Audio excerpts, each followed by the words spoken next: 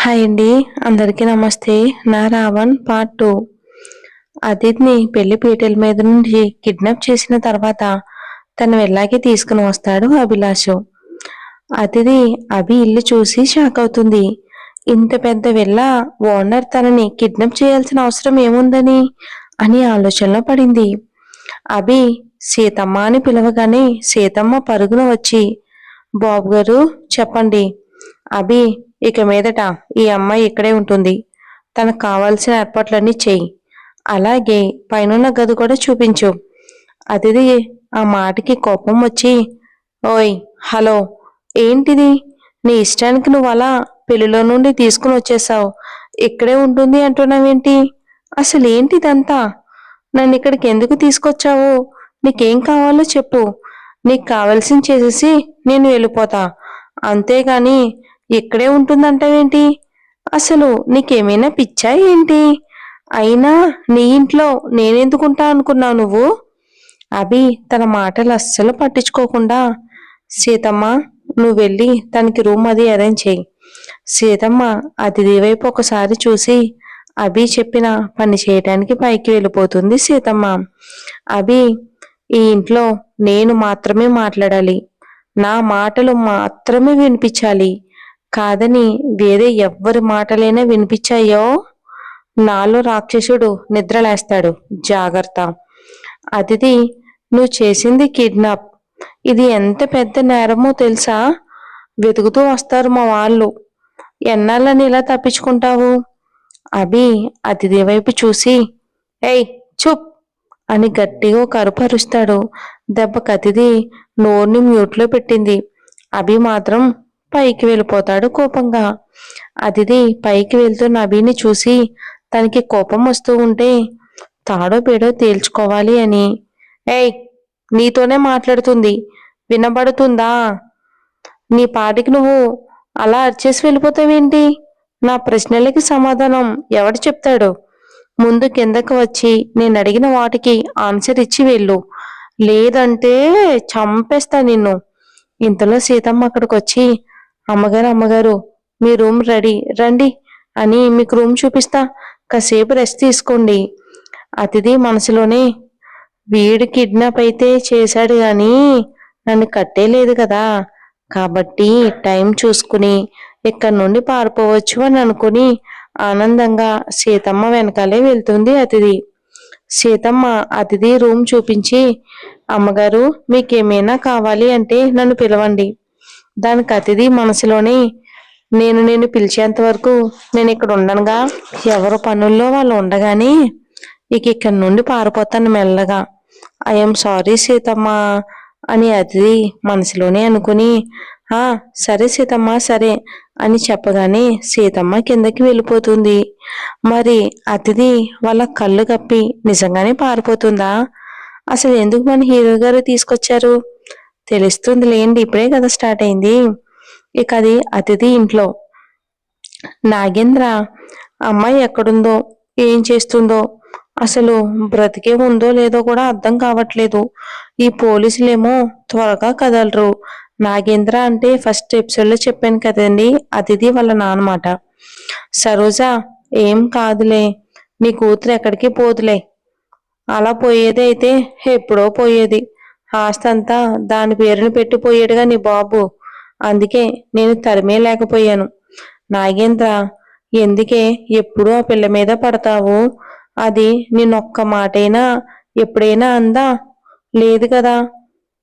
నిన్ను పెళ్లి చేసుకున్నదే తన కోసమే. సరోజ, అబ్బో చాలే, అంతా మీ గొప్పతనంలే. ఏదో ఆస్తి కలిసి వస్తుందని మా వాళ్ళు కక్కుర్తిపడి నీకు ఇచ్చి చేశారు.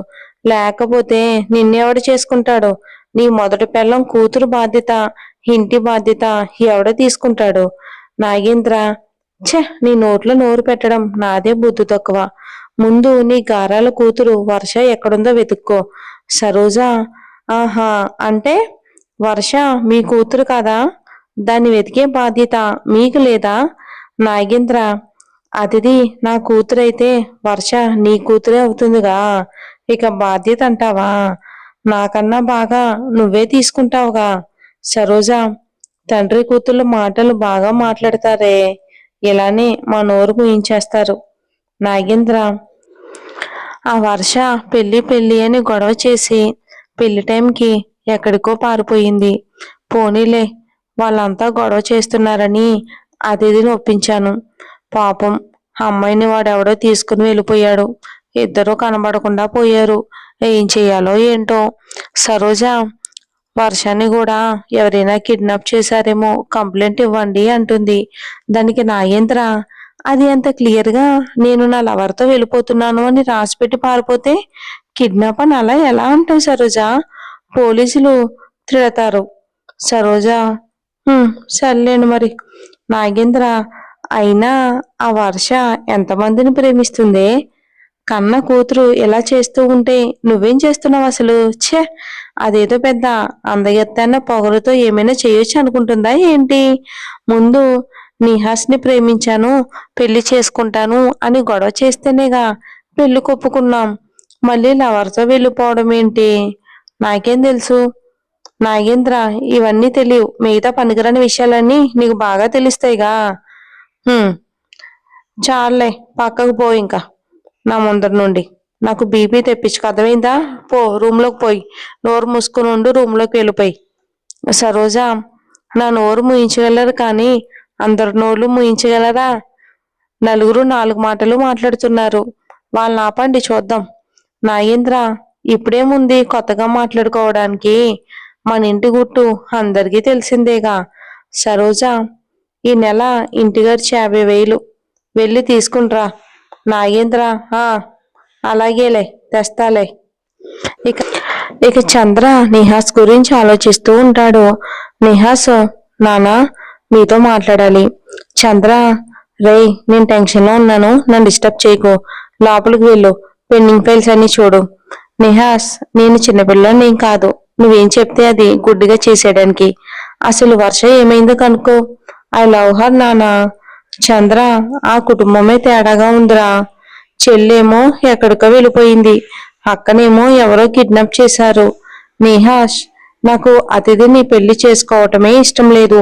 కాకపోతే పరువు ప్రతిష్ట అని నాకు మెంటల్ ఎక్కించి ఒప్పించారు. నేను వర్ష కోసం వెయిట్ చేస్తాను కాబట్టి ముందు తన గురించి ఆలోచించి తన కోసం వెతకండి ప్లీజ్ నానా. చంద్ర, రే ప్రేమించుకున్నాం అన్నావు సరే అని మీ ప్రేమను కూడా ఒప్పుకున్నాము, కానీ వెళ్ళిపోయింది.